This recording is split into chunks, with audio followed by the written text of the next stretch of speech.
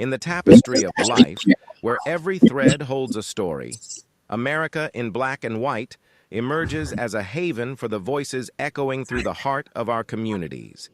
In this podcast, we wade through the rivers of our collective experiences, celebrating the vibrant hues of change brought forth by the whispers of hope and the roars of action. It's more than just a conversation. It's a journey into the heart of our society, illuminated by the light of those daring to dream and do. Join us, and let your voice be the melody that guides us toward a dawn where every color finds its place in the masterpiece of our shared destiny. Together, let's paint a future brimming with the positives that dwell in our minds and the actions that shape. Good evening, ladies and gentlemen, and welcome to another episode of America in Black and White. I am your host, Charles King. There are people who don't just build businesses, they build bridges. They don't just create opportunities, they create access. And they don't just talk about community, they invest in it, nurture it, and lift it with intention. Tonight, we welcome a woman who embodies all of that and more. On this episode of American Black and White, we sit down with a multi-passionate entrepreneur, strategist, philanthropist, and connector, someone who has made it her mission to help others grow, thrive, and succeed. Her work spans entrepreneurship, real estate, apparel nonprofit leadership, and community empowerment. But what truly defines her as her heart for people and her belief that collaboration is the currency of progress. She is a woman shaped by legacy, by the courage of Harriet Tubman, the strength of her grandmother Dolly, and the wisdom of her mother. She stands on the shoulders of giants and she honors them through her work, her leadership, and her commitment to building something bigger than herself. Tonight, we welcome Shannon Phoenix, a force, a visionary, and a light in every room she enters. Let's get into her story.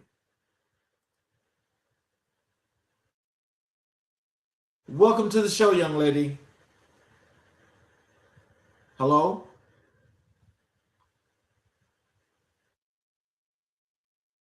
I don't hear you.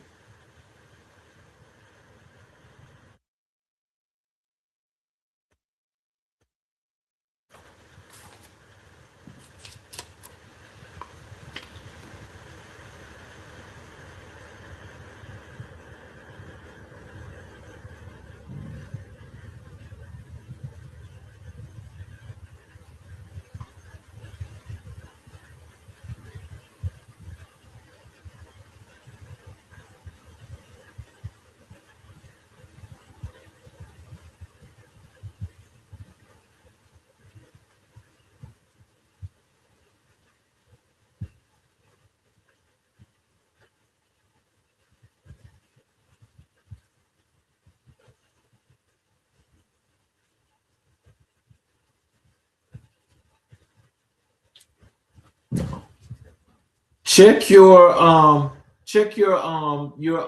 settings on your computer and check the sound.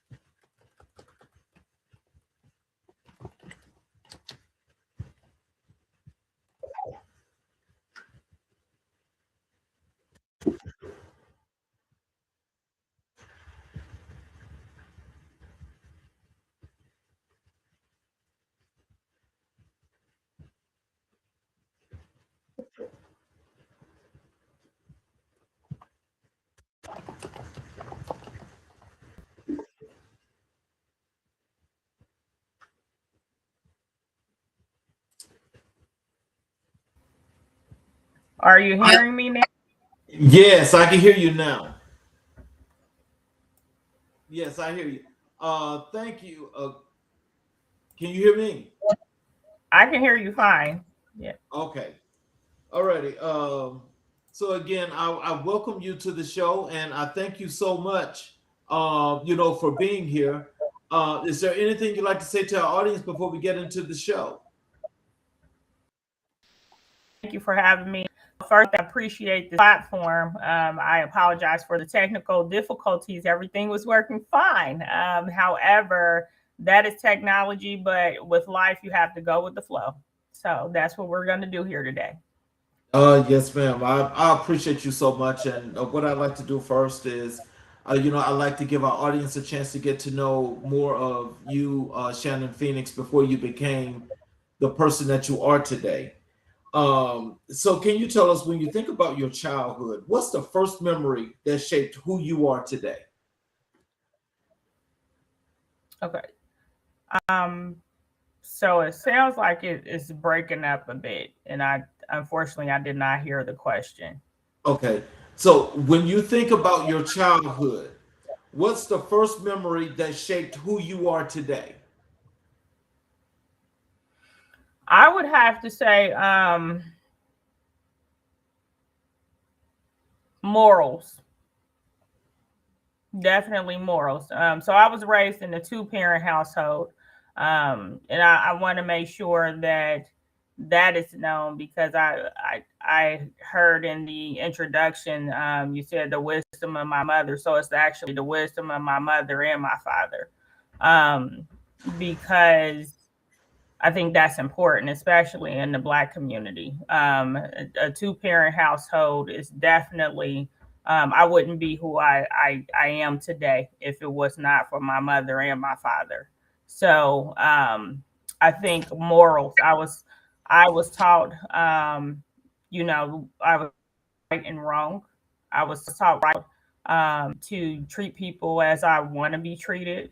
And we also lived very closely to my grandmother Dolly that you spoke of earlier. My grandmother actually stayed next door to us, so along with the rearing of my mother and father, my grandmother was also there to help in that process as well. All right. So yeah, just what that, in the context of that, it was just saying that those were the people that you mentioned for your Black history influence, which is why I said your grandmother and your mother. So Yes, I definitely wanted to make sure I shed light on my father as well. so what values did your family instill in you that still guide your leadership? I would say just that the morals and the values.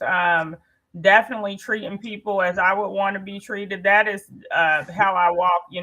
That's how I walk, and I live through life every day, making sure that I am still carrying at 46 years old, still carrying out those morals that I was given as a child. Still making sure that when I treat people, whether it's personally or in business, that I treat people according to how I would want to be treated. Absolutely. There's a couple of comments here. I'm sure that these are probably friends and family of yours. That was the first one here. She's giving you the fire.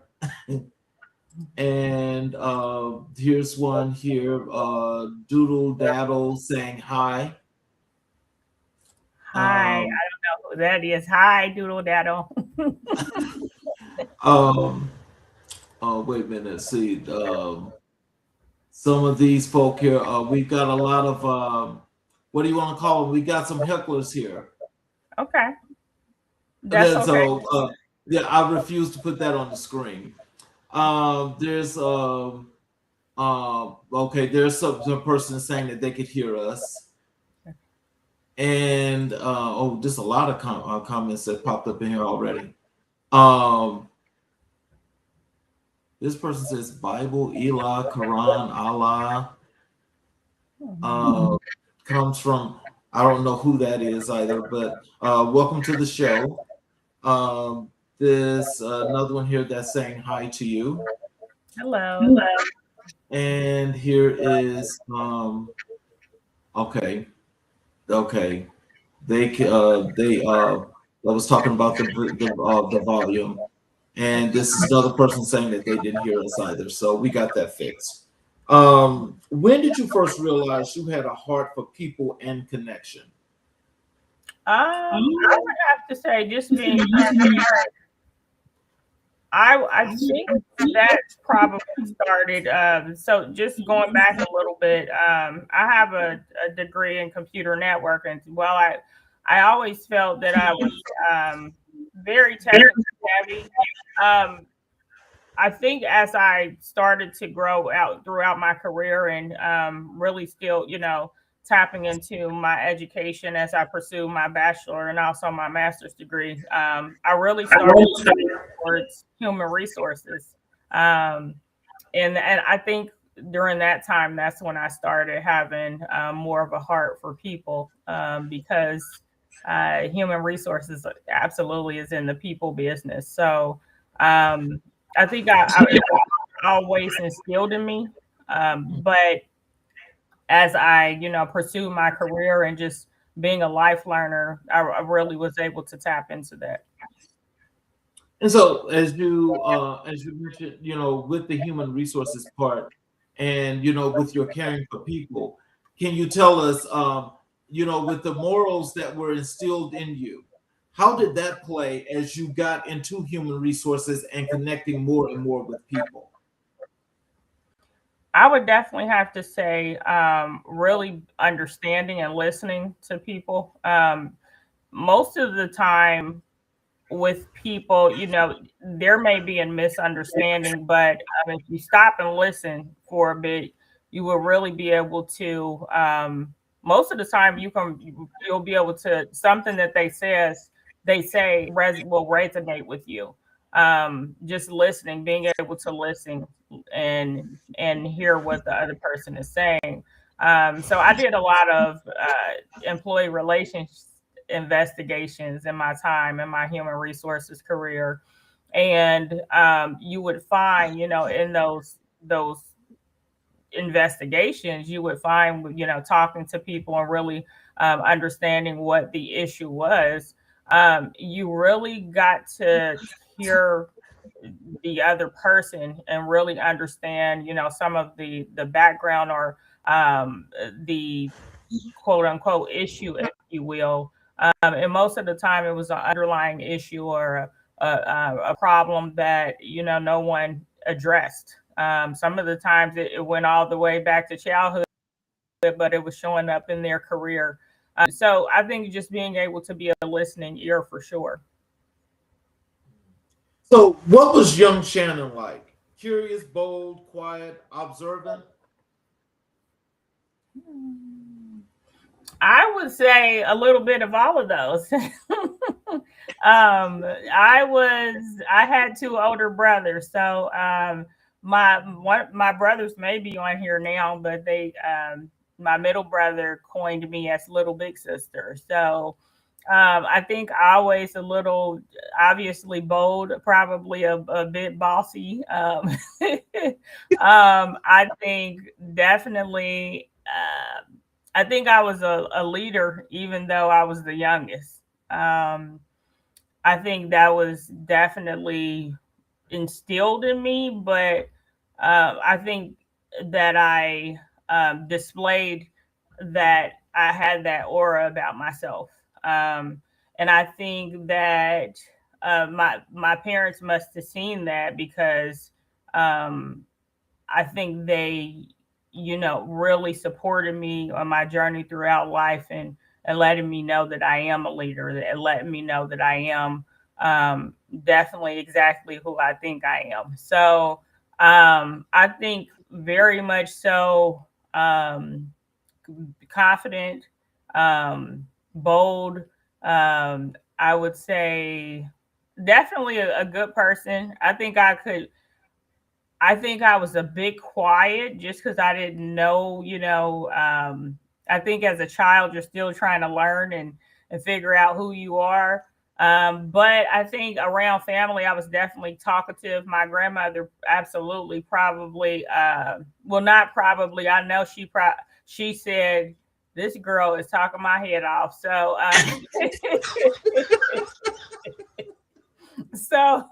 so, but I think I was inquisitive for sure, because listening to her journey, her stories, made me want to know more. So I think as she told her stories, it made me more inquisitive and wanting to, and that's probably why I asked so many questions and wanted to just have a better understanding of her, which obviously would help me have a better understanding of myself.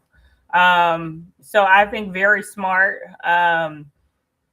Always was, I think, just very inquisitive, really trying to figure out what and why things work the way they work.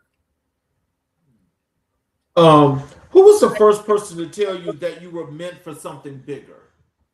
My grandmother. Yes. Oh wow. Um, She would what's a always lesson? say, my apologies. Um, she would always say that you have a funny head, meaning that, she would say I guess in so many words, the way that my brain worked was interesting. So she would always say, you have a funny head. Like, so she would definitely make sure that I knew that, and to always, you use my brain and make sure that I'm um, using what God gave me.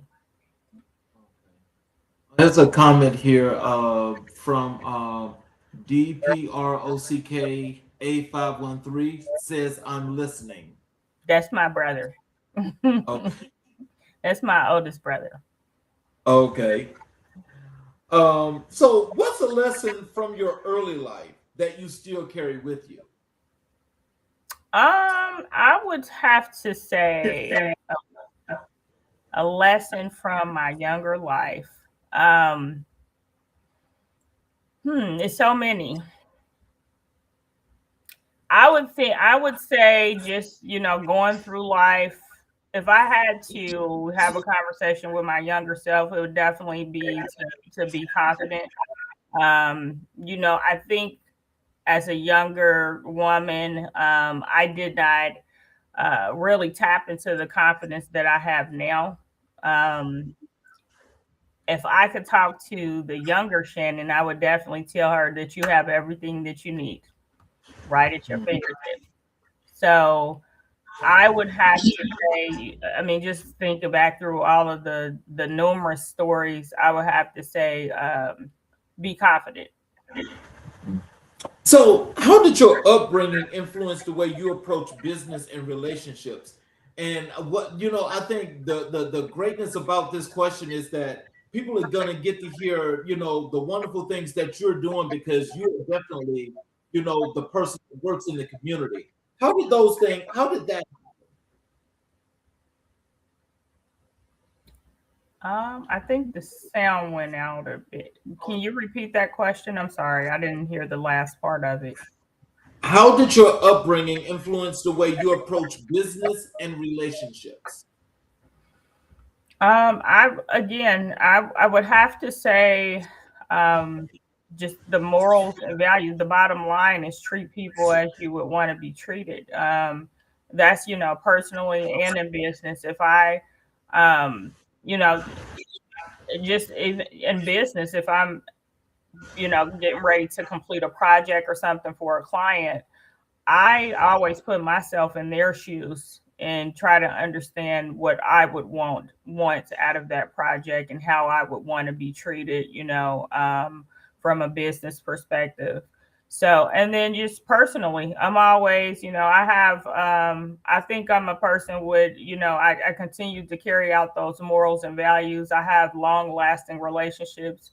All of my five close friends, we've been friends since we were 14 and 15 years old. I do have one friend that I'm still friends with, from that we were friends at 9 years old. So I think, that is a testament to who I am as well. Because, you know, if you don't have those morals and values, you'll quickly lose people out of your life. So I definitely think that having those more, those things instilled in me has translated over to my personal and my professional life. So, what's a challenge you faced growing up that later became a source of strength? Mhm. I would absolutely say so. I don't think my mother knew. I hope she's listening because I tell her this all the time. So I don't think she knew that So I'm self-diagnosed OCD. Um, I I I always tell my mom jokingly that she should have known that just because the way that I had my Barbies set up and the Barbie house, and I didn't like, when my little cousins, I was the baby, so I always had my own room. My brother shared a room, but um because I was the only girl, and so I think just the way that I organized my room and made sure that certain things were a certain way, it may have appeared as maybe a weakness or a challenge, when I was younger, but it's absolutely a bonus, attribute, I would say, especially in business, because it has afforded me, the ability to have, clients that appreciate that. And being able to, they know that, my perfectionist ways, will, that I am going to make sure that things are done in a manner that, is appeasing for them as well. So, when you look back, what moment feels like the turning point in your life? I would have to say, maybe about the turning point in my life. I think when I really started to understand life is, first and foremost, I would have to say, because in life you're gonna experience some highs and some lows. It's gonna be some twists and some turns. And I think the first time that I ever experienced a loss was with my grandmother. So that was eye opening. It was eye opening because I had never experienced that. And then again with my father passed in 2012. And I recall my mother saying, my grandmother always lived right next door to us. So she was like another mother figure to me, my grandmother. But I mean, she was really close, almost like a mother. And I recall my mother saying when she passed, respectfully, she was like, but she wasn't your mother, she was my mother. And while I did not understand that comment, I later really understood that comment when my dad passed away, because that was my actual parent. That was my father. So I think those two, while we deaf, people grieve differently, and um, it's definitely a hard blow losing someone. You go from talking to them every day, then the next day you can't reach out to them. So I think those were two pivotal moments in my life, where Where to really go tap into self and really try to understand how to move forward, and then also resort back to those conversations with my grandmother, my father, that pushed me to keep moving forward. So I would definitely have to say those two were pivotal in my life. So, what does the word legacy mean to you personally? Personally, it means building something that is tangible and intangible for myself, my family, and my community. Where when I leave this earth, um, my being will still be Still be um, they will still be able to feel my presence. The hard work that I put in will carry on throughout generations. I think, and not even just with my family, like I said, my community. I want to do good work to the point where it has an effect on people that may not even be, related to me. So that's important. So, you have a beautiful resume. Your resume is one that, is one that stands out, that I think anyone that would see that would know that you're definitely one of these young ladies that are putting in the work to make things happen. And again, I go back to that work that you're doing in the community. I want to transition over to your work in entrepreneurship and your business strategy. Can you tell us what inspired you to become an entrepreneur? Actually, I was kind of thrown into entrepreneurship. Um, I was steady trying to climb the corporate ladder, if you will. At the time, I was working for a a major restaurant chain that in Columbus, Ohio, and I was just really trying to climb the corporate ladder. And a friend of mine was actually starting a business, and needed some help in regards to getting structure in place for his business. And I helped out in that area, and then he started remodeling.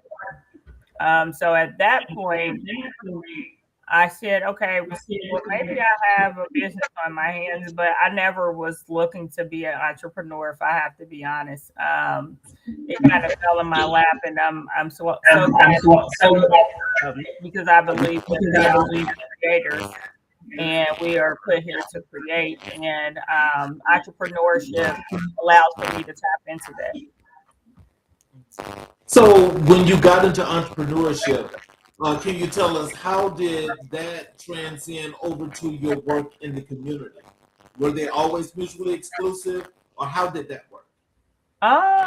Well, actually, so my dad passed in 2012. I think that's when we collectively as a family started getting involved in, we would participate in the National Kidney Walk.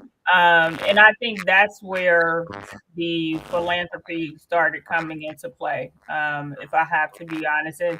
And then um, that it kind of, I started my business back in 2017. So at that point, I was already, kind of already doing things in the philanthropist space. So it only made sense for me to be able to bring that along, in my businesses as well. So, um, you're multi-passionate. So, how do you balance your different business interests? So I think that's a question that I get very often. So remember I talked about the OCD. I'm very much a stickler in regards to my calendar. I like order. I like structure. My family, my daughters, hopefully they are listening. They know that if they want something done with me, then they need to put it on my calendar. So I'm very much a stickler in regards to schedules, and making sure that the calendar for one business is linked to another, so there won't be overlapping, meetings and things of that nature. So I'm definitely a very structured, and I think that helps me, be able to play so many roles, and be multi-passionate.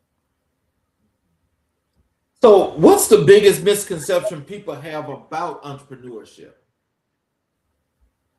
I think they think it's easy. They think that they're gonna jump in, and I hope my middle brother is listening, because we've had these conversations. I think that think that they're gonna jump in. And I say this because I encourage him and tell him that, again, just like with life, there's going to be some highs and some lows.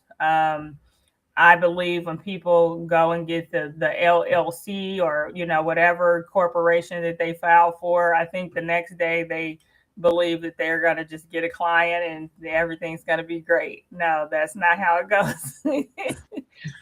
You definitely have to rub some elbows, really get out in the community and let people know that you exist, and really, try to put yourself out there. I have deemed myself as an introvert, to be honest. I'm not a person that has to be in the limelight. I'm really a person that likes to do good work from the background. I can absolutely be behind the curtains and don't have to get the shine. But with entrepreneurship, nobody can speak about your business better than you. So it pushes you to get out of your comfort zone. And for me, while I may be an introvert at heart, I absolutely have to speak up in regards to, my businesses. So I would definitely say that if you're coming into entrepreneurship, know that it's not going to be easy. You have to, put your boots on, pull your boots up, and get to work. And that means, putting yourself out there and really letting the community know that you are there. And then, just be ready, have resources, tap into the resources available to you to help you during that process, because there is definitely different organizations out there to help you on your entrepreneurship journey. So tell us about some of those things that you've seen where you're helping your clients when they first become entrepreneurs or they want to incorporate. What are some of the things that you've seen that you see commonly with those approaches? Um, Typically, so with my business, I see a lot of entrepreneurs like I said, when they start, if they join forces with me, I typically see that their books may be unorganized. They don't understand that they have to keep things a certain way, or the structure within business. You have to make sure that you're recording everything, because the IRS is looking. So and so I think that is definitely a big misconception. They treat it as though it's a hobby versus a true business. So I think, when you get into entrepreneurship, you really have to, and that's why I said tapping into those resources, because especially in our community, we weren't really taught. The funny thing, I always say, I have an MBA, a Master's of Business Administration, but nobody taught me how to be an entrepreneur. None of the classes taught me how to step in, from a corporate role into entrepreneurship. So I'm self-taught in that area. I had to lean on the resources in the community to teach me how to transition from a corporate mindset to an entrepreneur mindset. So, how do you help entrepreneurs identify their blind spots? And I know that there are several of those because they don't know about that either. I would say definitely. So when I do a consultation, and then more so of an analysis when my clients are coming to me, just to kind of understand where they are within their journey. And that helps me to know where to help assist them in their being. Sometimes, I work with it's small to mid-sized companies. So sometimes with the smaller organizations, they think they have things all together, but then again, and it's no fault to them. It's just really understanding, being a business owner. So at that point, I have to, and let me say, the smaller organizations don't have the resources that the larger corporations have. So I think it's for me in my business. So my business is a business solutions company. We provide professional business services. So it's really being a support to them to say, okay, this is how I can help you. But I also am mindful that they don't have the same resources. That means including revenue as well. Um, and I try to give them resources that will help them on their journey that can be, cost effective as well. And I think that's important. For me, that ties back to I think the morals and values, because I would have wanted someone to help me as well. So really trying to understand where they are in their business. And like I said, the free consultation and then also the analysis helps me to do so, and how to move forward with that particular client. So, what's one business mistake you made that taught you a very powerful lesson? I would have to say, definitely exactly what I said in regards to not recording everything. I think, again, coming into no one taught me, to how to transition from corporate to becoming a business owner. So really having to work with, there is an organization here in Columbus, Ohio, helped me to understand what I shouldn't be recording and keeping record of, and really working alongside of a tax consultant, a CPA, to help me along in that process as well. As you mentioned that, and and I think about our communities in general. As we're coming through our communities, entrepreneurship is something that's not taught. Financial literacy is another thing that's not taught. When you think about those things and you come back to where you saying you're a self-taught entrepreneur, where you delve deep to make sure that you could get things right for your business and to serve other people. What is the one lesson, the one thing that you learned in that self-taught process that still reigns prevalent today that you make sure you tell your clients about? Um, so the books, keeping really close, you know, watching your books very closely and recording everything is definitely one on the top list. I mean, the top three. But I would also say, as you're working alongside of, especially if you're a service organization, provide professional services, definitely making sure that each one teach one, pass along the same information that you were given, pass it along to the next person. I don't think it's okay to, the term is gatekeep now. Definitely that's okay. I think that we, especially in our community, make sure that you reach back and teach someone what you learned. So, and that's what I'm all about in my business. So, how do you approach building sustainable growth for your clients? Sustainable growth. So, um, for me, so obviously, so we actually, my business and the name of my business is Assist Business Solutions. So my tagline is, we turn fire into framework. When you think are in the midst of, sometimes business can be chaotic. It can be rewarding, but it can be chaotic as well. And you find yourself in fire at times. So that's where me and my team come into play. So we really try to, like I said, through the analysis, to find out where the business owner is.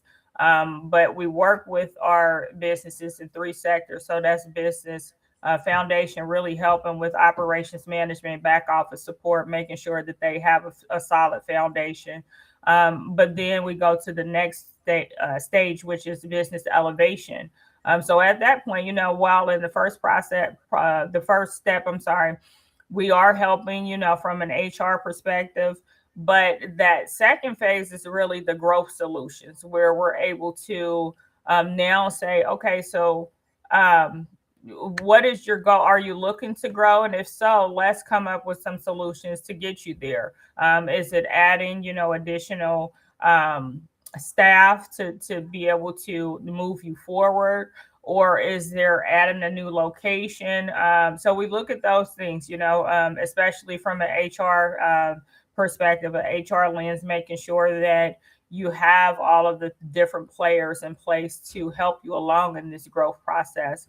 And if you don't have those different players in place, then we do have strategic partners that we can connect you with to ensure that you get to that space. But we also provide business funding options, just in case, our clients can't afford or aren't able to have, traditional bank funding. We provide alternative funding. So those are all to help in that process. And then with the sustainability, we want to make sure, just like with a child, you want to make sure your child has insurance, all the things that they need to protect them. Well, we do the same thing, in the business sustainability phase, where we help our business owners protect what they're created through legal service plans, being able to, give them cost effective access to attorneys to help them along in that process, whether that means, if they're coming into the business and they need, their business isn't structured correctly, we could definitely, give them access so that they can get it structured correctly. And then also, having contracts and things of that nature reviewed so that they have the access to an attorney, which can tell them, hey, this is, a good contract, or this is not working. Let's go back to the table and renegotiate. I think having those things in place has definitely allowed for us to be an asset to our clients, for sure. So, what role does relationship building play in business success? Oh, that is key for sure. And so that for me, that kind of goes hand in hand with the philanthropy. I would have to say, relationship building. You have to make sure that you're building good relationships. It's like, you want to do business. People want to do business with people that they know, like, and trust. And the only way that's going to happen is you have to build those good relationships. So for me, I'm always a person. I've learned that I had to get out there and network. And when I started networking, I quickly learned that you again, people want to do business with who they know and who they trust and who they like. So building those relationships were key to my success as I move forward with my businesses. So, tell us and tell our audience, and what are the things, or what is that one thing that you do when you're out, when you're searching for your clients and you're building your client base? What is that one thing that you do that sells your business as the business that they're going to go with? Okay. So I would think, first and foremost, I'm always myself. I think, I try to present myself authentically, because I think people they want to know about you. They want to know about the person, Shannon Phoenix, who's some similar to the questions that you're asking. They want to know a little bit about my personal life. So I'm sure to give them a little bit of that, but also really assure them that, I have the credentials to get them to where they need to be. So I share a little bit about myself, my life, and then, I've also shed light on the personal and professional, and how, from a professional lens, we, with our services, can get them to where they need to be. Again, that's just me being able to allow them to, take a peek into my life so that they can get to know me a little bit better. And I think that has afforded me, to have, some long lasting clients, and be able to have, those relationships in place where people say, hey, I know Shannon Phoenix, and I know, she does good business. Let me refer you to her. So, what's your philosophy on visibility and brand presence? So you have to put yourself out there. Definitely, if you're not a person, because again, I at heart, I believe I'm an introvert, but entrepreneurship is definitely going to take you out of your comfort zone. So if you're not a person that's used to that, then make sure that you connect with, a business that can help you do that. Like, make sure that you're partnering with, social media or marketing strategist that can help you, put yourself out in a authentic and effective way. So because you have to. We live in a society that wants to see what you're doing. So you definitely have to be able to, put yourself out there. And like I said, if you're struggling with doing so, make sure that you lean on a company that or a person that has that ability to do that in an authentic and effective way. Tell our audience when they come to you for your services. Tell them what are they going to get from you and why you're the best for them. I would say they are going to get a company that stands on morals and values. Really, wants to support a business from start to finish. We want to walk alongside you in the different phases of business, and we want to treat your business like it's our baby too, and we want to raise the child up and make sure that they're cultivated and being able to get out here and be a quote unquote good citizen, a good business for those that need the support or the service or the goods and services. So I think they will understand that we are regular people. We are personable. We definitely want to make sure that they know that we have the needs, and if we don't have the means to get them where they need to be, we also have strategic partners that we work alongside with that can help them get to where they need to be. So, how do you keep entrepreneurs? How do you help entrepreneurs shift from survival mode to strategy mode? So I think so I would have to say you have to take it one step at a time, because, as I've said a few times, um, this is their baby. So sometimes they want to hold tight to it, and not delegate or not allow for you to help them. So really having that, open, honest conversation to say, so what is your day-to-day operations? What does that look like? And what is, some of the things that what are some of the things that are very, taking up a lot of your time? And how can we help you? What would help you be able to free those things up? And how would that help you grow? So, really trying to break things down in a step by step process to help them understand and see a bigger picture of, okay, so I'm probably wasting too much time trying to do bookkeeping myself, or when I can be, helping the staff, with another project, or really trying to delegate and get this other project out the way.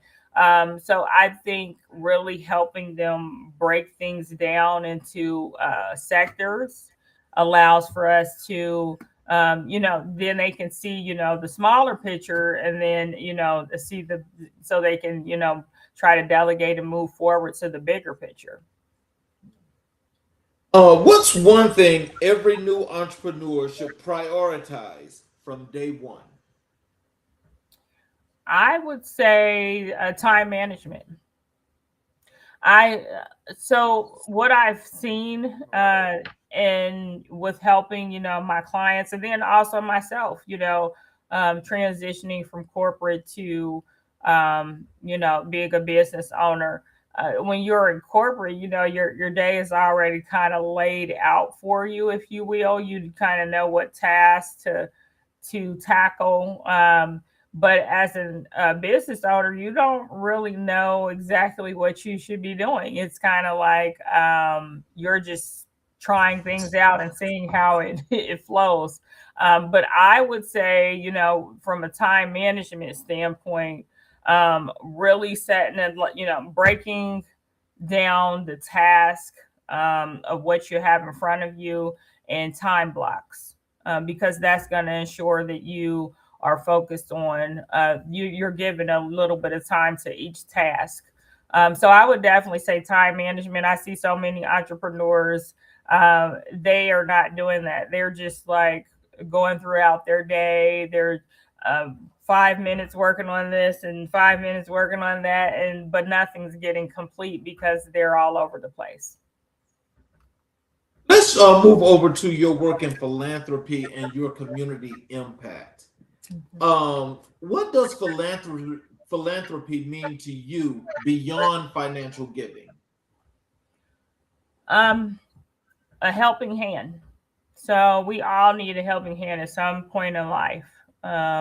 We all need someone to help us get to that next phase. And that's what philanthropy means to me. I think, really you have to give back in some capacity. It only makes sense because that's how we are going to grow, and that's how, if we help each other, each one teach one, that is how we all are going to be able to grow and get to that next phase. How did you first get involved in community work? So I would say definitely back when, like I said, we started, us as a family started going to the National Kidney the kidney walk, and that kind of piqued my interest. And then I started serving on the board and helping, in the Columbus, Ohio area, and helping with the strategizing in regards to teams, and how that was laid out. So I was kind of, while I was participating in the walk, a friend of mine was connected to the person that was the organizer, and that's how she started participating, and then she asked if I would be interested, and I'm like, yeah, let's do it. So that's what led me into a philanthropist role. So, what motivates you to serve on a nonprofit board? So actually the Fix Your Crown initiative.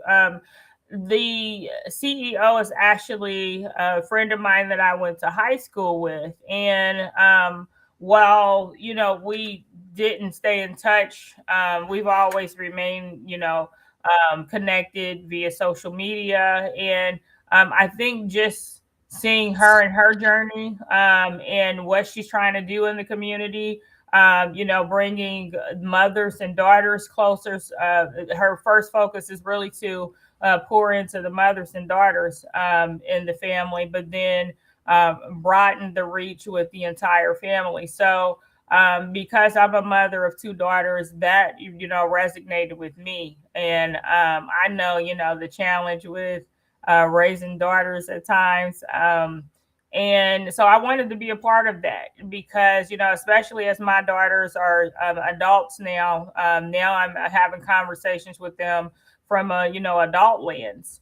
And my oldest daughter actually has daughters. So being able to, have conversations with her that hopefully she can, learn from maybe my mistakes or, even her mistakes as a child, and being able to pass that on, to her children. So I think, I loved what she was doing in regards to, really pouring into the mothers and the daughters, and then broadening the rising to the whole family.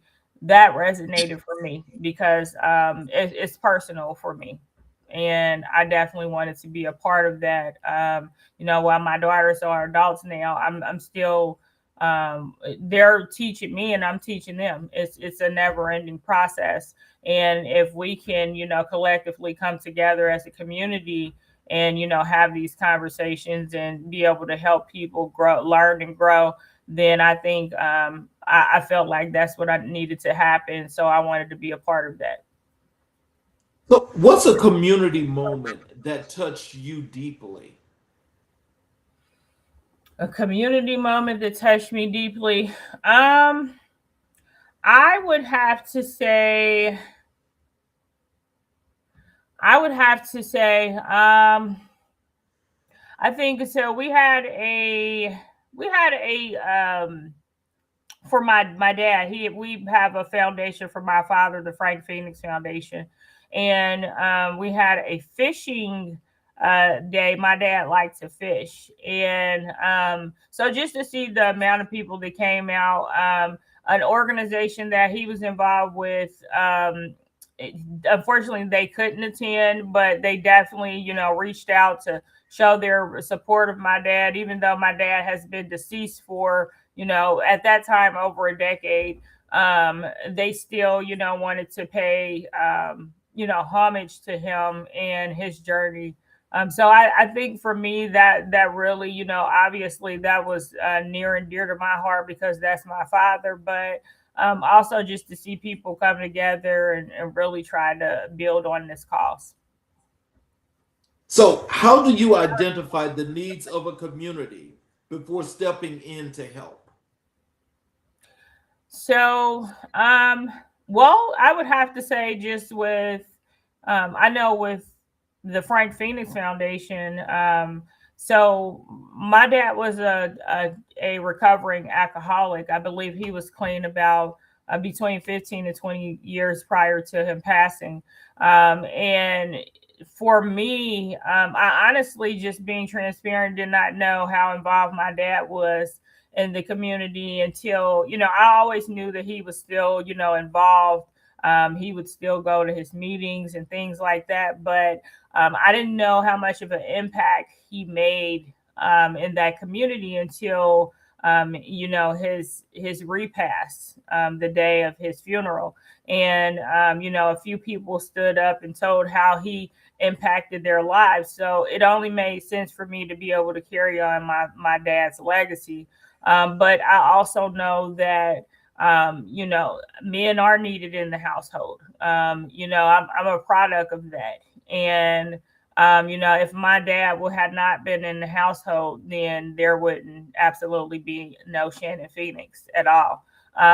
So Bernice and Frank Phoenix made Shannon Phoenix. So that is a fact for sure. So with that being said, I definitely think that, from that lens, what my dad stood for in that community and really helping men along in that process, I think it was inevitable. So what we did was we reached out and partnered with the facility where my dad, would go and have his, he on his journey to sobriety, and then also reaching back and pouring into those guys that were still there. It only made sense for us to, create this foundation and be able to provide, scholarships and things of that nature for those that are still struggling and trying to get through the process of sobriety. So actually, we are more so a strategic partner for those organizations. So we don't necessarily have to, look at all of the analytics within the community, but we can lean on those organizations and look at their analytics and be able to provide support from ours where we sit. So, let's talk a little bit about the Frank Phoenix Foundation. Mm-hmm. For those who don't know, what is the mission of the Frank Phoenix Foundation? The mission is to be a support to men within the community that suffer in the AA and NA communities, the Alcoholic Anonymous and also Narcotic Anonymous communities. Being able to provide them the necessary support needed to get them into programs that will help them um, become sober.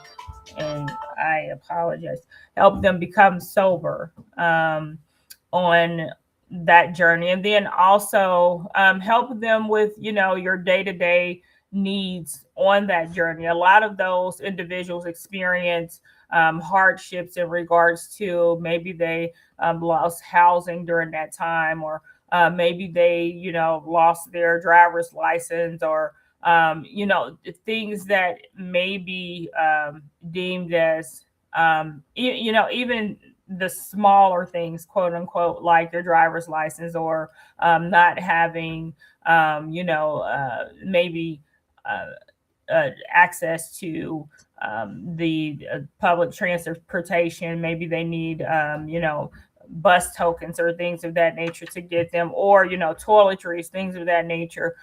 Some of those things may seem small, but they're really big for those individuals that are going through that process. They could have lost everything. So being able to provide that support for the Frank Phoenix Foundation, and to provide scholarships and be able to give and help them in some of those challenges, and jump over those hurdles, has definitely been a blessing. So, what inspired your involvement with the foundation? So I am my family and myself. We created the foundation. So I am deemed as the philanthropist advisor. So really to have the vision of my father, along with my family. We want to make sure that we are, carrying out his vision. And while, like I said, we didn't learn that he was so involved until after he passed, we definitely want to make sure that we finish what he started. So that, that's inevitable. We want to make sure that we carry out his legacy in regards to being a shoulder to lean on in that community. So, what impact does the foundation have on families and youth? Obviously, with especially, and I do want to say we do have resources also for, it's not just men, but we, obviously we want to make sure that we provide support to men in the household, because we want to make sure that they have what it needs to lead their family. So but we do also have resources for those that that may have a single parent, or just a mother, or a single parent household. We have resources for those as well. But being able to provide that support definitely will allow for the male to be able to give back to his family, and be there and step into his role in a full capacity, with empowering him with the necessities that he needs, from a personal standpoint. You sometimes in life you have to pour into yourself before you can help anyone else. So that's where we're trying to do, is really help them, empower them, so that they can go back and take their position in their household.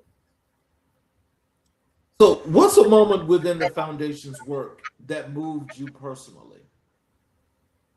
I would have to say just being able to give the scholarships, to help different organizations, because again, it's really being able to see my dad's legacy, live on, and helping him in that, helping others in that process. I can remember back when my dad, his driver's license was suspended, and he got his driver's license through help of the organization.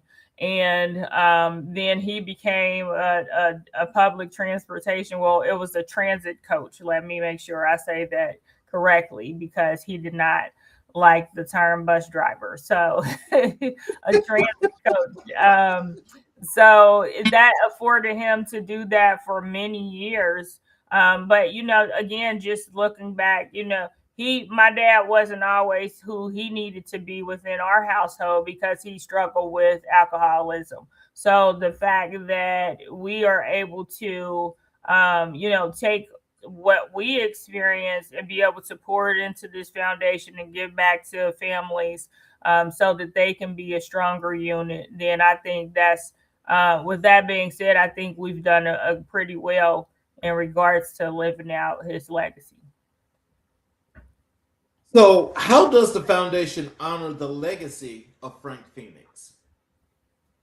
Absolutely, by doing what he would have done. I think my dad was. I shared this with you prior to this interview. But at my dad's repast, there were two gentlemen. My dad stood about 6 foot. But there were two gentlemen that were his friends that got up on the mic and wanted to share their thoughts in regards to my dad. And I want to say that both men were probably about maybe 6'2", and maybe like the other one was pretty tall, maybe about 6'4" or 6'5".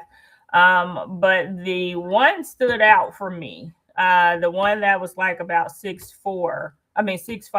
He got up to the microphone and he said that Frank was like a tower to me.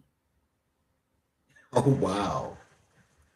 Yo. So that resonated because while he was obviously much taller and bigger than my dad was a tower to him, because the fact that my dad always was a person that walked with confidence, and even in his challenges, he was always very confident in himself. So I think when he became sober, it allowed for him to really walk in that confidence to be able to pour into other people.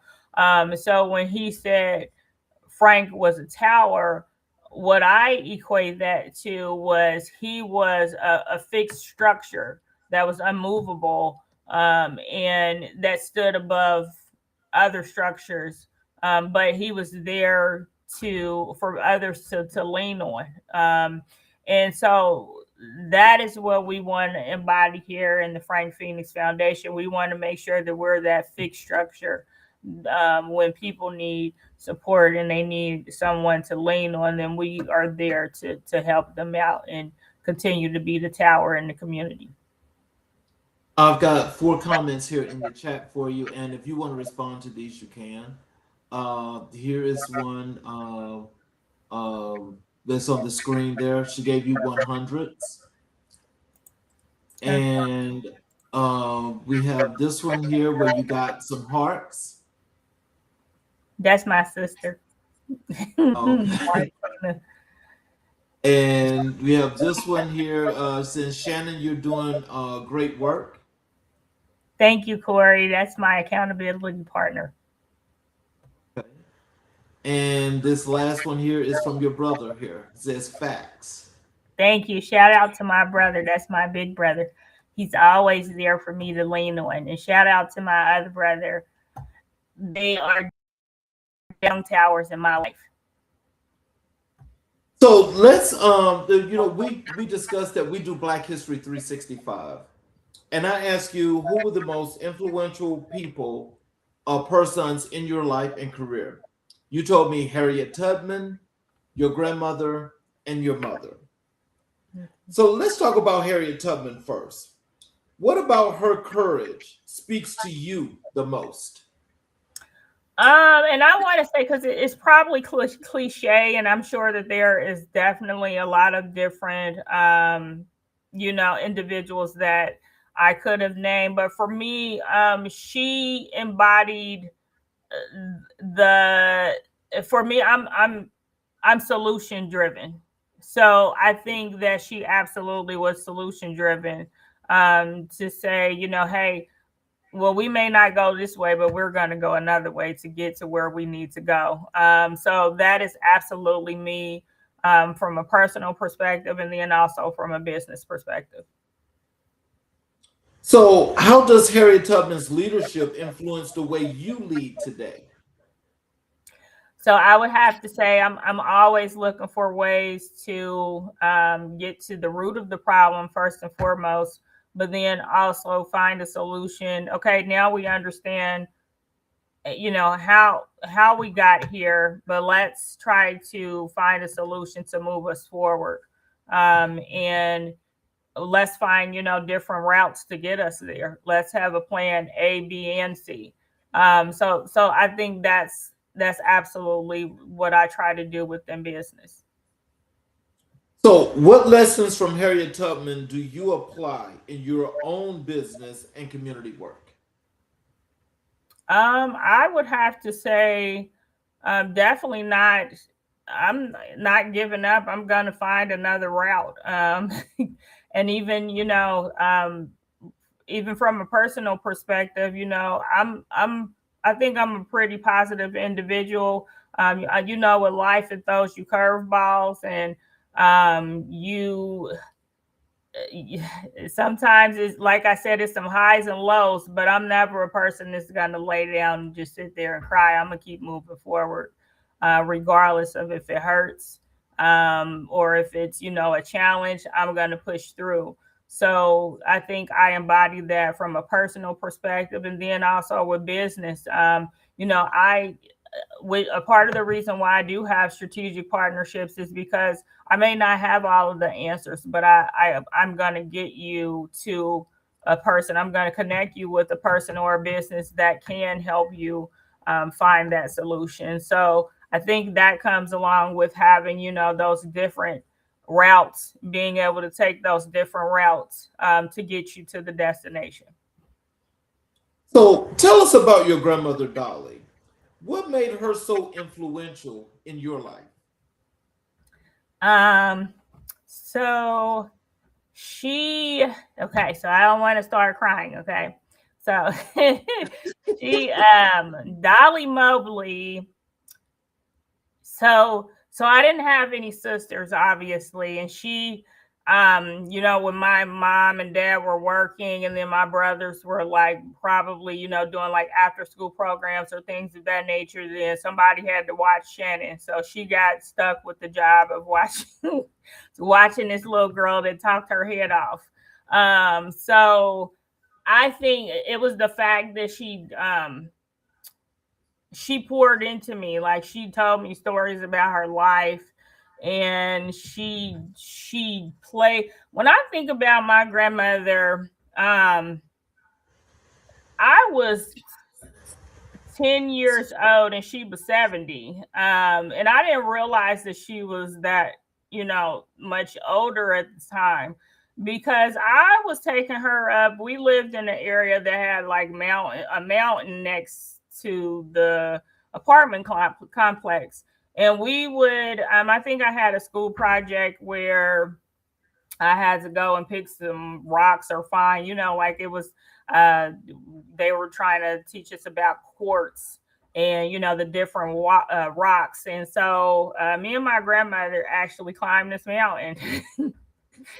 And just looking back at 70 years old, so I'm 46 and I'm a grandmother, and these little kids be running circles around me. But the fact that at 70 years old that she had the strength, I mean, she pushed through to get me to get me what I needed. So, and she was always, playing with me, pouring into me, with her stories, and just the Southern cooking. My grandmother was from Griffin, Georgia. So, she brought the Southern cooking to Cincinnati, Ohio, clearly. So after school, I would always have good home cooked meals. So it was just that I think she just took the time with me. And she really poured in me. She nurtured me. She cultivated me. So, yeah. That's a strong lady. She was, sure. Yep. Um, what's a lesson from your grandmother that you still hear in your spirit? Um, it's a whole bunch of them. So she would say, I don't even know what this means, but I still don't. I have my own. I have my own interpretation. So she would always say, if they never seen it before, throw a hat at it. I have no idea what that means. Ooh, but okay, that's deep south right now. but for me, my interpretation is that it's kind of more so like, okay, so people are going to have their own opinion of what you do, but don't worry about them. Stay focused on your goal. So that's my interpretation of it. So how did your grandmother shape your understanding of strength and resilience?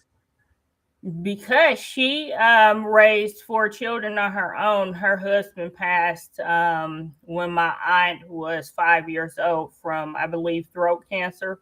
And she raised, 2 boys and 2 girls on her own. So that's, and then she lost her mother at a young age, which is why part of the reason why she came to Cincinnati, Ohio to live with her sister.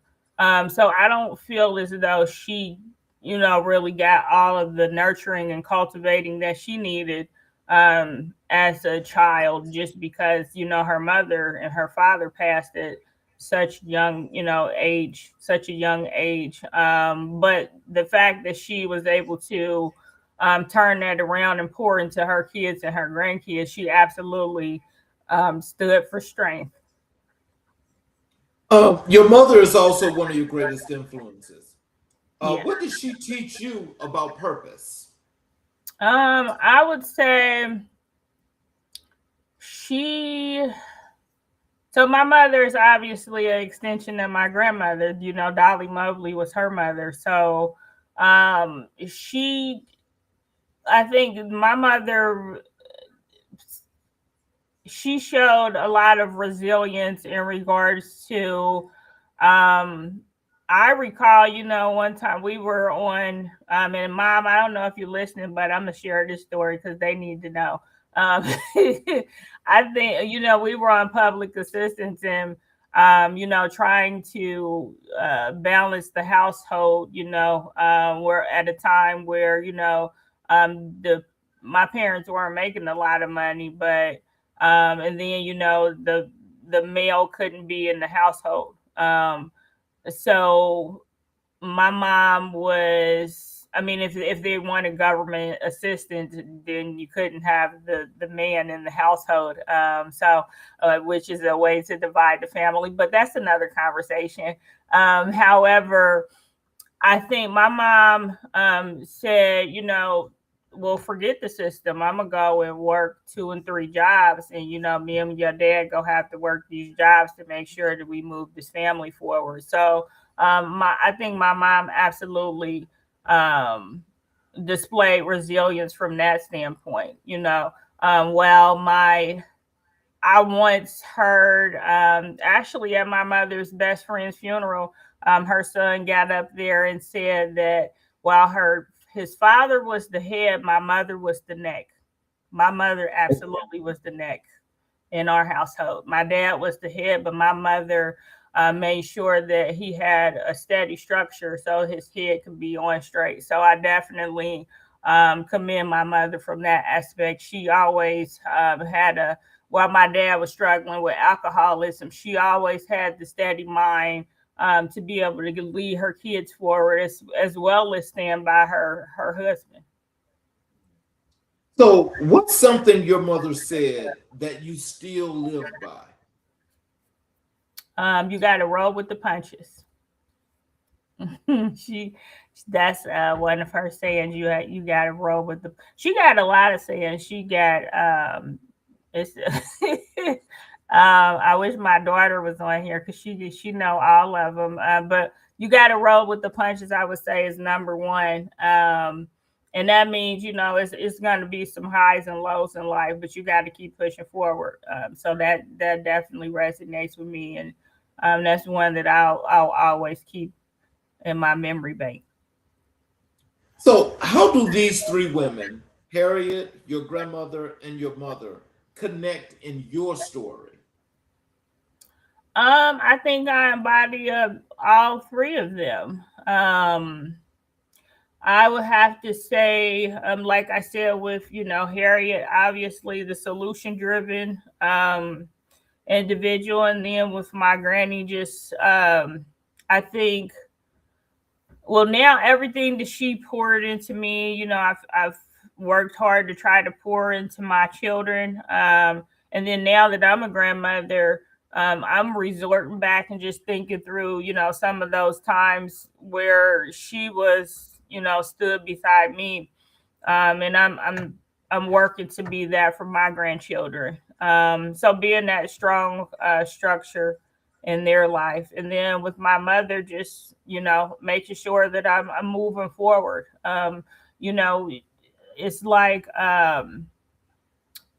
just make sure that you're always moving forward. And I can't quote it. This is the Martin Luther King. That's my favorite, one of my favorite quotes, when it says, if you can't walk, then crawl. If you can't run, then walk. If you can't walk, then crawl. But whatever you do, keep moving forward. And that's what my mother represents for me. So I'm always gonna be moving forward regardless of what life throws my way.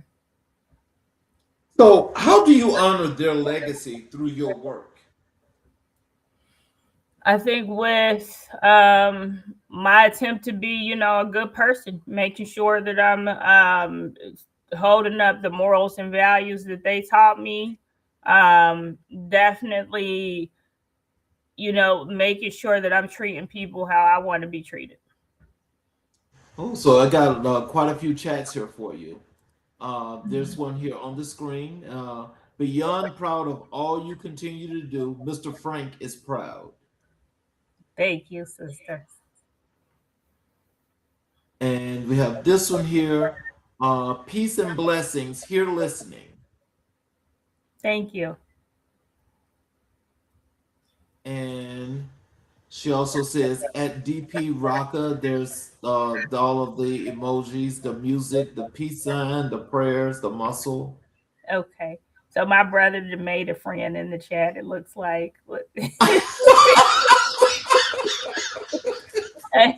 He's always making friends, though. He's definitely. Let's say, Cam, thank you so much for pulling up. Okay. Yeah, that must be somebody that he knows. Thank you, Cam. And so here's another one here. There's again, this is at Convos with Cam. Okay. This thing at DP Rocka. This one is from Martina. She's one of those tears, or is she laughing? She's laughing. So Martina, my brother, that's Paco on the line. So Paco, this is my sister. So you'll meet her soon for sure. There's DP again with Facts 100. And here is very insightful advice and life lessons. That's from Thank Corey. you. Thank you. And this last one is you are wealthy and worthy. That is my bow. Thank you. I appreciate you.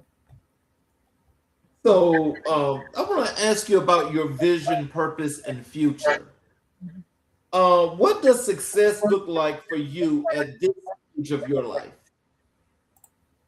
What does success look like for me? Honestly, success is legacy for me.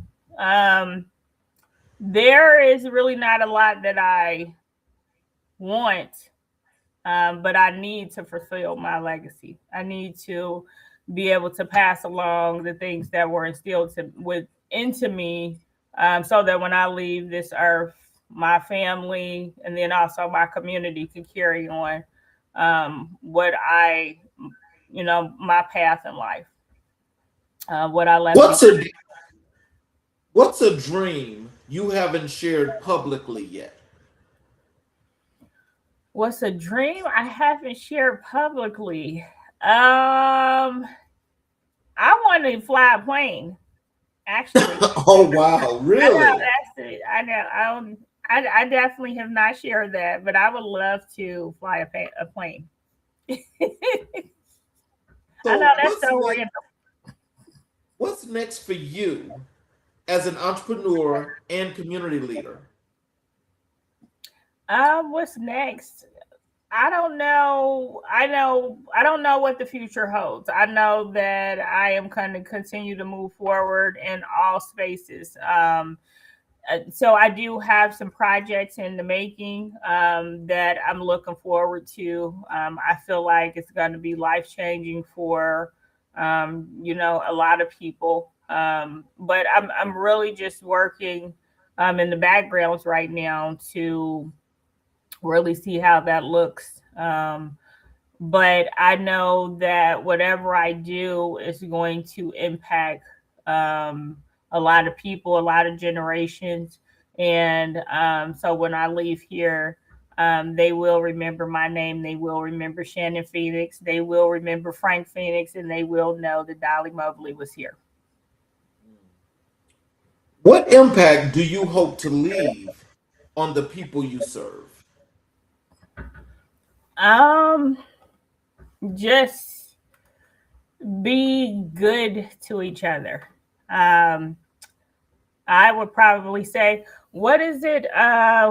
Goodness, what was I can't think of his name. The congressman, John, I think it was John. I can't remember his last name, but he would always say,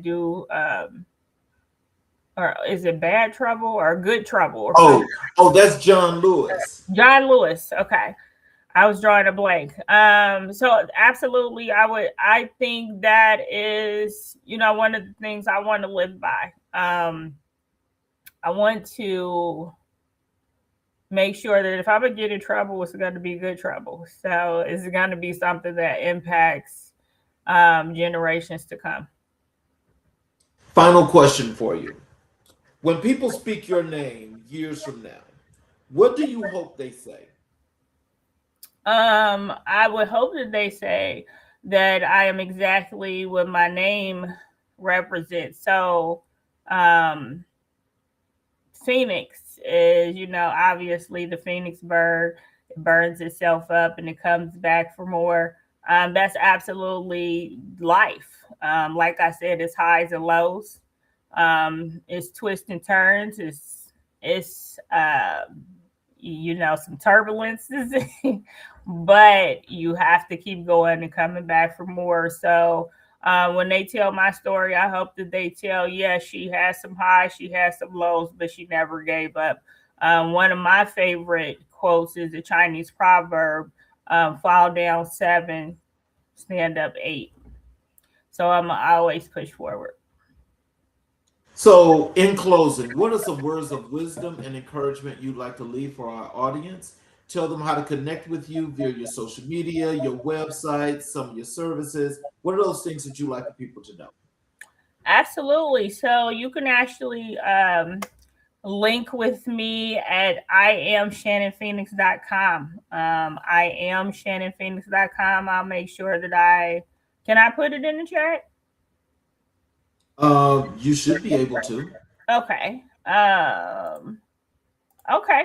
And then all of my contact information is there. There's I am on social media. I'm on Facebook, Instagram, TikTok. I am also on LinkedIn and Alignable. I'm an ambassador on Alignable for several different locations, Columbus, Ohio. I'm also the interim ambassador for Kansas City, Tampa, and then also Kenton County, Delaware. So I would have to say, if I had to leave something for the people viewing today, it would be do good work. That's it, and that's all. Okay, well, before I close, I'm going to have a closing monologue that I'm going to do in just a second. Do you have a couple of minutes after I close the show Absolutely. that you can stay? Yes. So I want to thank you all that's tuned into the show tonight. And for those of you especially that have been watching on our YouTube channel, if you have not subscribed and enabled all notifications, I would definitely appreciate your support if you could do so, please. So you can get the shows live. You can also have the opportunity to go back and listen to each and every broadcast that we have done and learn and get the wisdom of all of our community workers that are doing work to continue to build our communities. So in closing, Shannon, your journey is a reminder that leadership is not just about what we build, it's about who we lift. You've shown us that entrepreneurship can be rooted in purpose, that community work can be fueled by love, and that legacy is something we honor through action. Your story reflects the strength of your grandmother Dolly, the wisdom of your mother, and the courage of Harriet Tubman, three powerful women whose spirit lives through your work. You're carrying their light forward, and tonight you shared that light with all of us. Thank you for your heart, your leadership, and your commitment to helping others rise. This is American Black and White. I'm your host, Charles King, and this has been a conversation filled with purpose, passion, and power. Good night, everyone. We will see you all tomorrow evening at the same time, 6 p.m. Eastern Standard Time. You all have a great